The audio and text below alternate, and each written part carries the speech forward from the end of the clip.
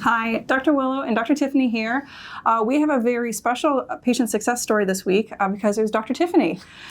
So this last Saturday, I got a phone call. I think it was 9:30 in the morning. Dr. Tiffany, you want to walk through what led up to that phone call?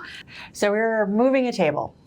And a very heavy table. It was a very heavy table. Very heavy table.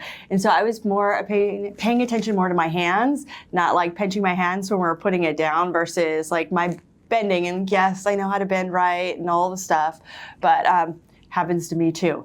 And so immediately as we put the table down, I could feel my back pinch and it was sharp. So I went down on the floor and first I asked myself, are you playing this up because you really didn't want to move the table to begin with? I wasn't. It was actually, it was really an injury. And so immediately I called Dr. Willow. Yeah, so I got that phone call and immediately I put a couple different things in my bag. I have a back brace that I keep at home. It's not a splint where there's the hard plastic. It's more of just a compression for adding some support for transition motions. Because really in this first stage of injury, it's important to be able to move a little bit, but not so much so we aggravate it. And it also has a built-in ice pack that can be really helpful for the inflammation involved. So I grabbed that. I grabbed our instrument adjusters. I also grabbed a percussor if it was needed. I went over to Dr. Tiffany's house. And at that point, we figured out that there was it was more of a muscle spasm, and then there was two specific sections of her spine that weren't moving. Part of that was probably the protection of the area because of that sharp pinch that she was feeling. Dr. Tiffany, let's have you face this way for a second. So we have shoulders and hips. Between the ribs and the hips are these muscles called the QLs. That's what was grabbing. It was right at L3, and then also T11's right rib. Those are two areas that weren't moving quite as much as they needed to, and I think that was contributing to the pain that she was having.